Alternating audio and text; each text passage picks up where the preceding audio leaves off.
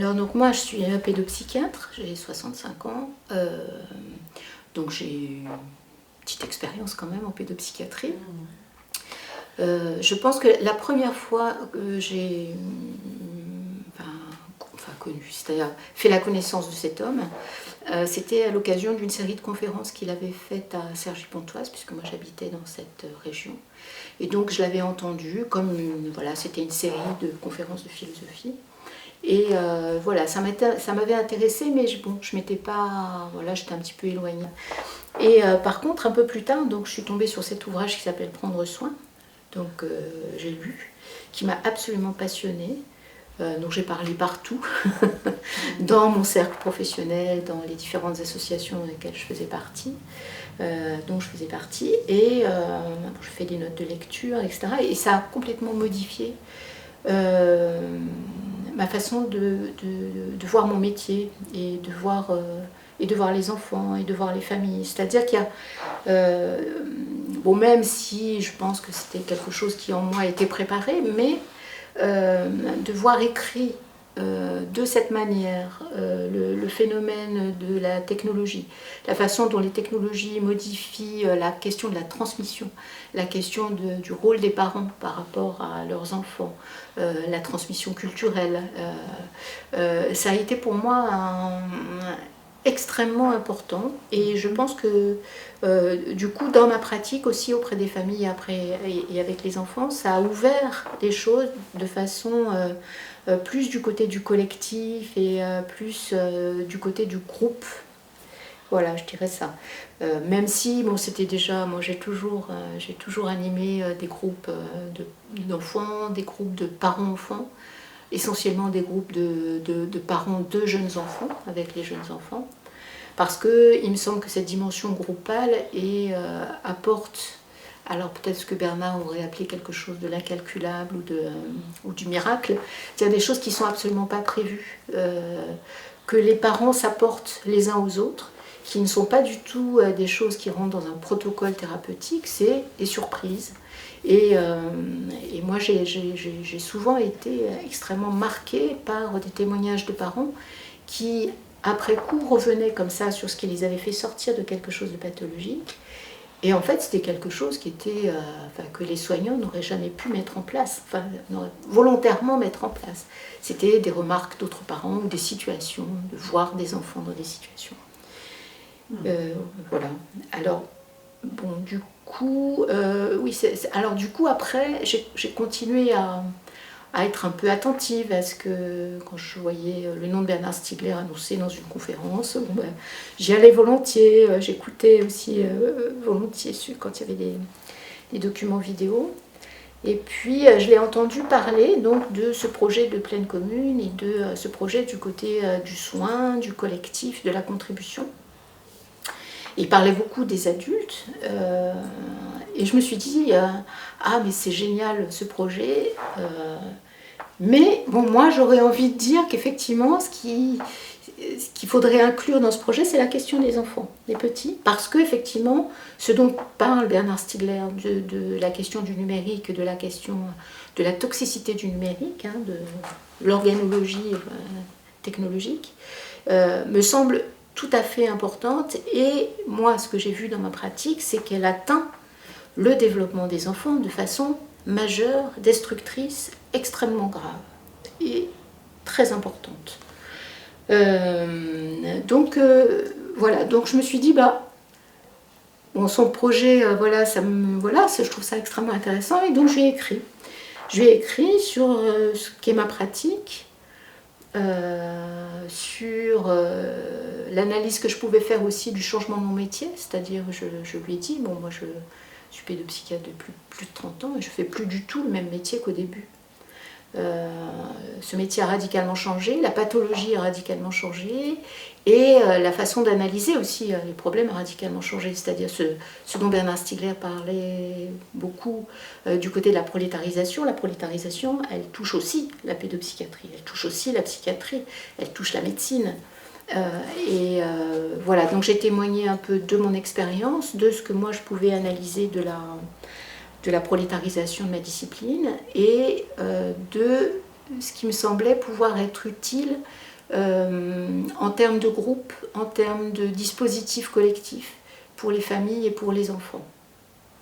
Voilà, et donc ça l'a intéressé. Il m'a répondu, on s'est rencontrés. Et puis, de fil en aiguille, voilà, on a travaillé ensemble. Donc pour vous, en fait, c'est davantage un philosophe engagé dans la cité que le philosophe du numérique. Ah oui, oui, oui, bien sûr, oui, oui. C'est ça qui vous a intéressé? Ah oui, oui, parce qu'en fait, le numérique, enfin, son intérêt pour le numérique, c'est ce que le numérique fait pour les citoyens, dans la cité, dans le collectif. Donc effectivement, son intérêt prioritaire, c'est bien sûr son...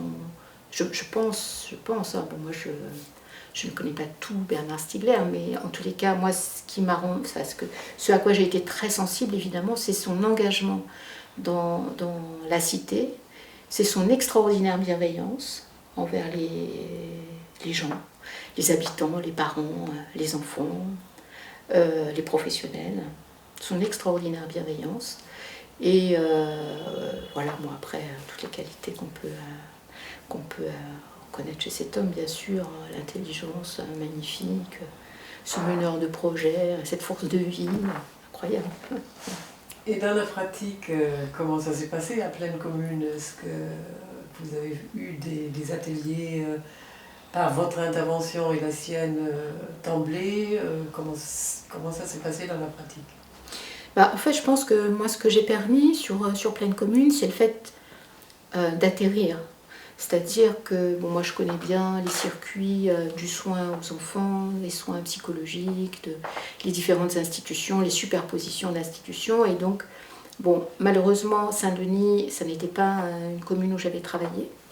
J'ai regretté d'ailleurs, parce que moi je travaillais à Noisy-le-Sec et à Bobigny, et j'ai regretté que ce projet ne se passe pas sur Noisy-le-Sec, parce que ça aurait été vraiment absolument royal, parce que je connaissais beaucoup les gens, et voilà, les portes se seraient ouvertes et bien plus facilement, je trouve, bien que bon, sur Saint-Denis, ça marche aussi.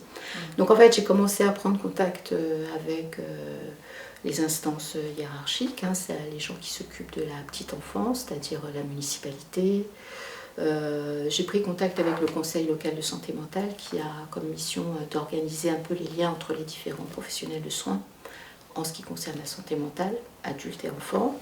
Et puis petit à petit on a cheminé comme ça. La mairie a proposé à ses centres de PMI de nous accueillir. Un centre de PMI a dit ok, moi je suis partante, et voilà, on a commencé comme ça.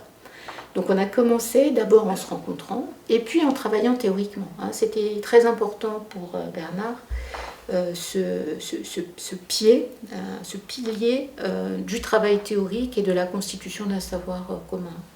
PMI, vous pouvez dire? Alors PMI, oui bien sûr, c'est les centres de protection maternelle et infantile qui ont été créés après... Alors là je vais peut-être dire un truc un peu flou, mais... C'est après la Deuxième Guerre mondiale.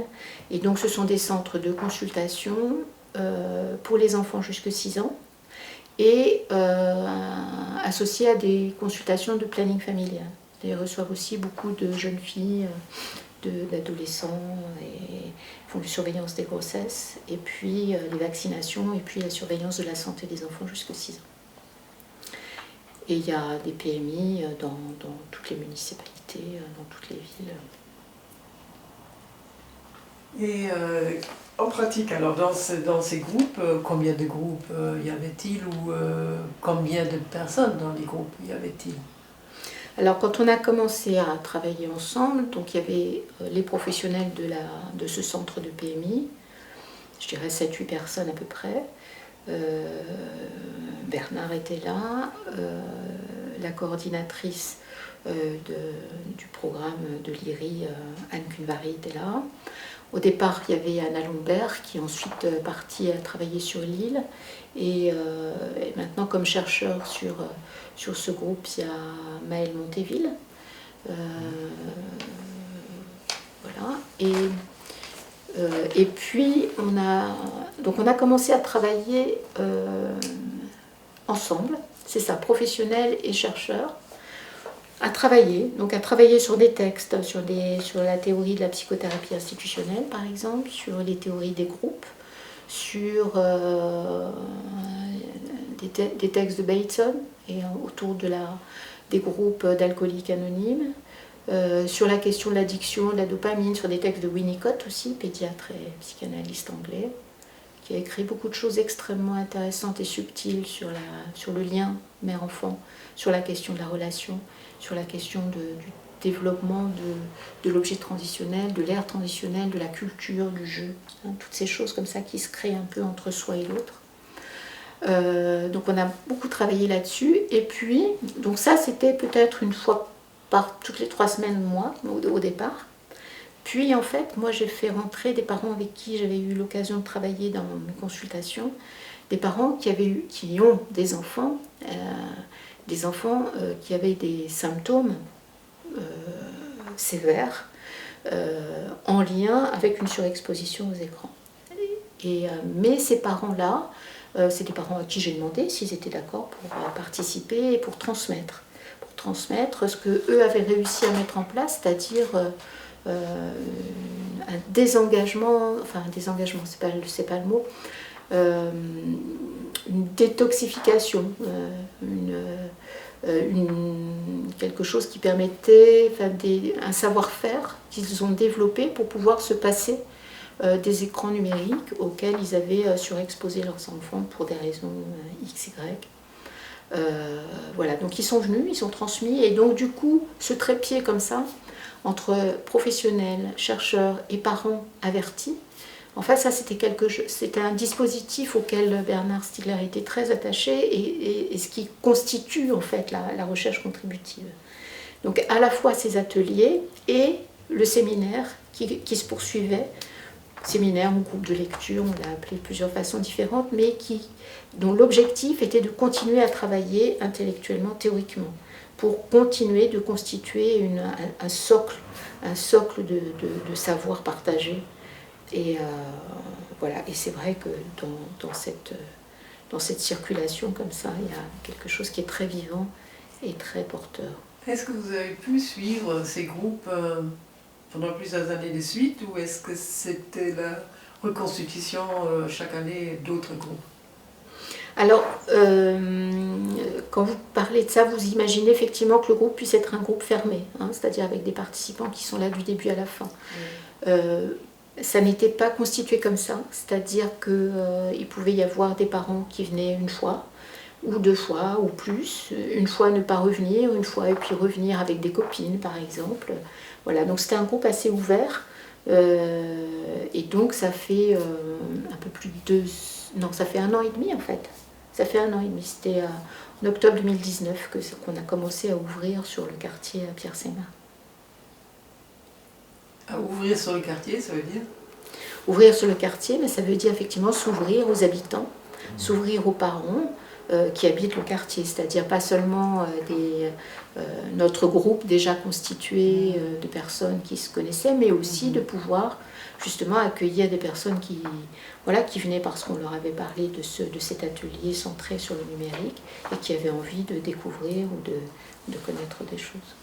Donc, quand vous parlez de cette ouverture, effectivement, toujours à d'autres personnes, malgré ça, est-ce que vous avez pu voir des progrès, par exemple, par rapport... Est-ce que les parents ont parlé positivement de quelque chose, d'une méthode appliquée ou... Alors, ce qui est assez remarquable, c'est en fait de voir, quand on accueille, par exemple, en ce moment, cet atelier de PMI commence à se connaître, à être connu un peu, et donc ça suscite un peu d'envie, de désir peut-être. Et donc il y a des gens qui viennent, en particulier au séminaire, etc.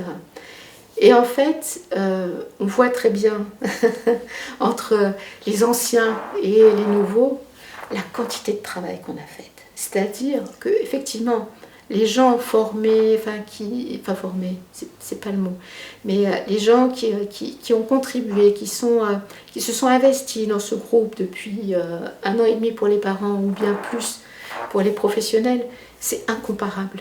Incomparable la façon de concevoir le numérique et la façon de répondre aussi. La façon de répondre par exemple aux parents, la façon de répondre, c'est-à-dire on voit que les réponses, elles se sont nourries, constituées, développées avec tout ce savoir et avec les réflexions, le savoir-faire des parents qui ont été confrontés, qui s'en sont sortis.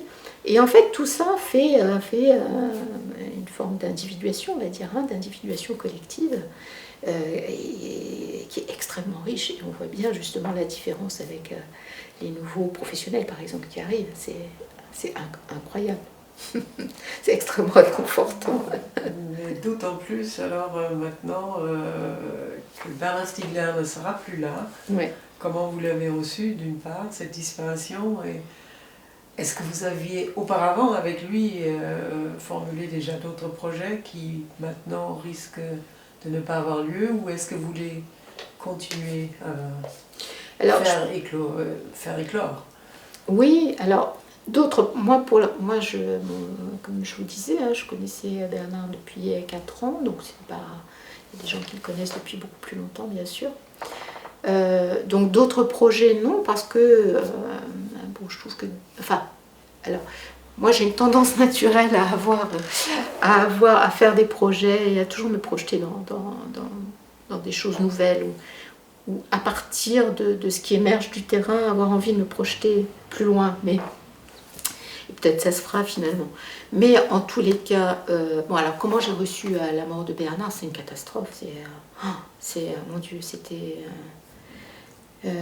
Voilà, bon, je pense que c'est quelque chose d'extrêmement difficile à penser. Enfin, moi, j'essayais de l'expliquer, j'essayais d'y penser, mais c'est impensable, quoi. Enfin, voilà, bon. Alors, je suis tout à fait admirative de Lyri d'avoir décidé de continuer, parce qu'en s'appuyant sur une volonté probable de Bernard que ça continue, ce qui est évident. Voilà, donc on a continué, on s'est retrouvés tous à Arles déjà à la fin du mois d'août. Bon, ce qui était, je pense, un gros effort pour tout le monde, mais finalement, bon, ça nous a permis aussi de nous retrouver. On pouvait déjà plus serrer dans les bras à cette époque, mais en tous les cas, voilà, de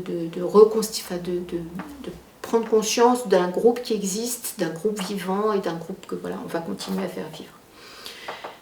Le projet, la clinique contributive à Saint-Denis, bon, c'est évident que ça continue, ça va continuer. Et ça a repris assez rapidement. Et on a un rythme très régulier, c'est tous les 15 jours, quoi qu'il arrive. On y est ou on n'y est pas en fonction les uns les autres de nos possibilités, soit par Zoom, soit en présentiel. Et ça continue, et ça tient, et on continue à travailler théoriquement, et ça c'est super intéressant. Alors d'autres projets, bon, moi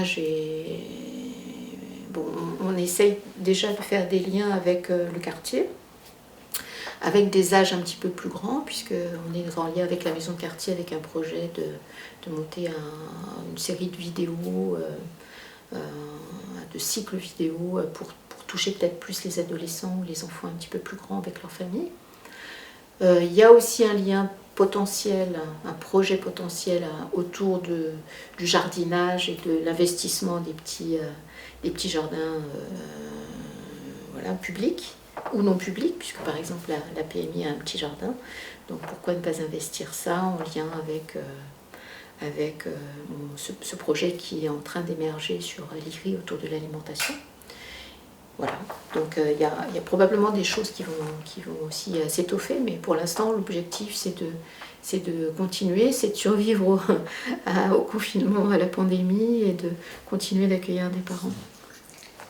Est-ce que vous connaissez d'autres projets à Plaine Commune ou est-ce que c'est le seul atelier qui a marché avec interaction des habitants du quartier? Alors non, il y a un autre projet là qui démarre bien et fort, c'est le projet UNELGE, c'est Urbanité numérique en jeu, qui a lieu au départ dans un collège et puis dans plusieurs collèges, donc là plutôt à destination des adolescents, avec des professeurs motivés qui ont été formés par Lyri, et le projet étant de travailler sur l'urbanisme et en particulier le réaménagement d'un certain nombre de quartiers dans le cadre de l'après-Jeux Olympiques. Et avec un jeu qui s'appelle Mindtest, alors je confonds là entre la version libre et la version non libre. L'esprit, c'est ça? Oui, Mindtest. Et en fait, donc là, il y a une classe qui est engagée donc, sur ce projet avec les professeurs, avec toutes leurs disciplines différentes qui travaillent avec les adolescents sur ce projet de réaménagement de la ville. Et est-ce que vous avez... Qui le manage ce projet Alors c'est l'IRI avec... alors il y a 2 collèges, je crois, qui sont en pointe. Il y a Doramar et l'autre, j'ai perdu son nom, je crois que c'est Poincaré. C'est à la Courneuve, c'est juste à la limite entre Saint-Denis et la Courneuve. Et c'est un petit peu le maître d'œuvre, c'est un professeur qui s'appelle Maxime Barillot. D'accord. Et l'IRI, au niveau de l'IRI, qui c'est qui est... C'est Anne Cunvari. Bon, puisque d'emblée vous avez un peu parlé de Serge Tisseron, quelqu'un que Bernard Stiegler a bien connu, à ses débuts tout au moins, où est-ce que vous voyez la différence entre ce psychologue, psychanalyste, psychiatre, disons, et le philosophe dans la cité qu'est Bernard Stiegler? Je pense que d'abord, il y a peut-être une grosse différence, c'est que Bernard Stiegler n'était pas un homme de plateau télé. La grande différence de Serge Tisseron. Serge Tisseron, donc bon, il a sûrement beaucoup de... C'est vrai qu'il travaille sur cette question depuis longtemps. Mais je pense qu'effectivement, ils n'ont pas du tout le même positionnement dans la cité. Bon, Bernard Stiegler, il est venu, il a pris le train, il a pris le tram, il a discuté avec des petites auxiliaires de puériculture, il a discuté avec des parents immigrés. Voilà, bon, c'est un vrai engagement et je pense que c'est une pensée au service d'un engagement ou un engagement au service d'une pensée, enfin, mais concrètement réalisé. Je pense que une des grosses différences aussi, c'est la vision technologique, enfin, l'organologie, la pharmacologie du numérique. Bon, je pense qu'il n'est pas forcément... Enfin, je pense que ça, c'est une pensée extrêmement originale et qui n'est pas beaucoup partagée. C'est-à-dire cette dimension ce qui est justement, vous parliez du pharmacone tout à l'heure, c'est-à-dire de la dimension positive, bonne, mais aussi extrêmement toxique de toute technologie, et encore plus du numérique qui s'est imposé comme ça extrêmement rapidement, avec une capacité de digestion pour chacun d'entre nous, qui est beaucoup plus difficile que pour n'importe quelle autre technologie, parce que ça va beaucoup plus vite. Et en particulier, donc, ce en quoi je lui suis très reconnaissante, c'est que pour lui, c'était absolument évident que pour les petits-enfants, il y avait une dimension radicalement différente de ce que ça peut être pour des adolescents ou pour des adultes. Les adolescents, les adultes ont une personnalité, un développement qui est en grande partie fait. Bon, même si l'individuation, ça continue toute la vie, mais les fondations sont solides, les murs sont construits. Chez les petits avant 3 ans, c'est pas le cas du tout. Et ça, je lui suis extrêmement reconnaissante d'avoir été d'emblée très concernée par la question des tout petits. Nous allons quitter là dans mes questions tout au moins de Pleine Commune pour aller à Genève. Et donc, je vous ai vu sur les plateaux télévision, ou plutôt YouTube, de Genève, avec, aux côtés de Bernard Stiegler, plein d'autres de ses proches. Et que pensez-vous de son implication également pour Greta Thunberg, pour l'écologie,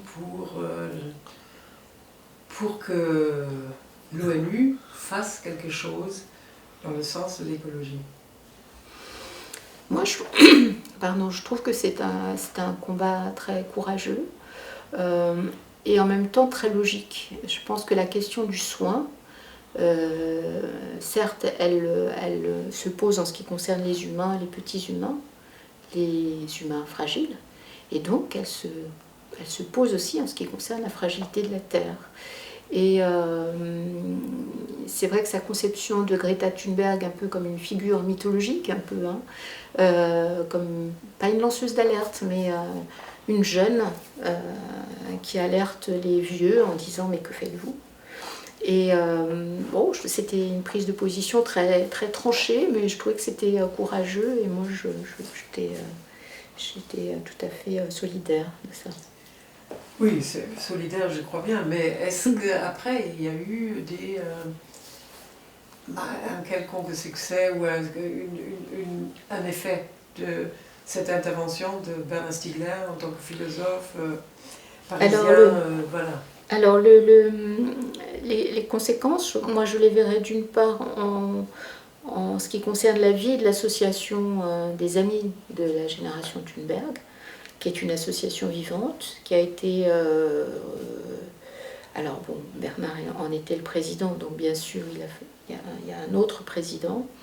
C'est une association qui vit, qui met en place des séminaires, des actions comme ça, qui réunissent à la fois des chercheurs, des scientifiques et des jeunes, avec voilà, quelque chose qui trouve son souffle, bien sûr, puisqu'il faut retrouver des nouvelles énergies, parce que Bernard avait une énergie incroyable. Donc, et personne ne peut remplacer ni cette énergie, ni cet homme, ni cette pensée. Mais bon, effectivement, aussi par fidélité, on continue. Et donc, en tous les cas, dans la suite de Genève, on peut dire que l'association des Amis de la génération Thunberg continue d'exister et qu'elle, voilà, elle va grandir. Et puis, il y a donc cette dimension européenne, donc, qui se poursuit aussi autour de ce programme Internation, autour de la question, enfin moi j'en rapprocherai aussi l'archipel des vivants, l'archipel du vivant, des vivants, par rapport au fait un archipel comme ça qui se constitue autour d'un chapelet d'îles, donc l'île en Croatie, la Corse, les Galapagos, etc. Et donc c'est quelque chose comme ça d'international, donc qui je pense avec aussi justement un ancrage en Suisse, donc qui je pense est en partie aussi un effet de cette rencontre à Genève. Alors Internationes, ça existe. Internation, ça existe, oui. Et vous en faites partie? Non, j'en fais pas partie. Moi, je fais partie de l'association. Je suis pas partout. Moi, je fais partie de l'association des Amis de la génération Thunberg. Ouais, juste une question pour appuyer sur le premier livre qui vous a fait rencontrer Bernard, Prendre soin. Est-ce qu'en quelques mots, vous pouvez résumer les idées qui vous ont vraiment... où ça a fait tilt chez vous? En fait, je me souviens, il parlait beaucoup de cette publicité de Canal J. Canal J, donc c'est une chaîne de télévision pour enfants et adolescents. En fait, les publicités pour Canal J, c'était, donc on voyait un grand-père qui avait mis un nez de clown et qui faisait le clown devant ses petits-enfants, et puis une grand-mère qui faisait, je sais pas quoi, de la pâte à modeler, ou des trucs comme ça. Et en fait, il y avait les enfants qui étaient sur le canapé, affligés, et la publicité de Canal J, c'était « Vos enfants méritent mieux que ça ». Et à partir de là, en fait, son analyse, c'était comment effectivement les industries culturelles, en fait, détruisent la question de la transmission. C'est-à-dire que, en fait, comme si effectivement un grand-père qui fait le clown devant ses petits-enfants, comme si c'était absolument nullissime, que c'était bon à jeter, et qu'il fallait bien mieux mettre ses enfants devant Canal J plutôt que de leur infliger comme ça des heures avec les grands-parents. Donc ça m'a beaucoup intéressée. En fait, la vision collective et sociétale en fait, de cette question de la transmission dont tout le monde parle. Voilà, on ne peut plus rien transmettre, ou les enfants, ils connaissent les choses mieux que leurs parents. Voilà, bon. Et en fait, il parle beaucoup de ça et aussi surtout de la question de l'attention. Et qu'en fait, le premier soin, c'est d'être attentif à l'autre, quoi. Ouais, et inversement, enfin, et donc sur cette dimension du soin comme étant du soin, de l'attention, de la destruction de l'attention et donc de la destruction du soin sur le plan global, ça m'a beaucoup intéressée. Ouais. Merci.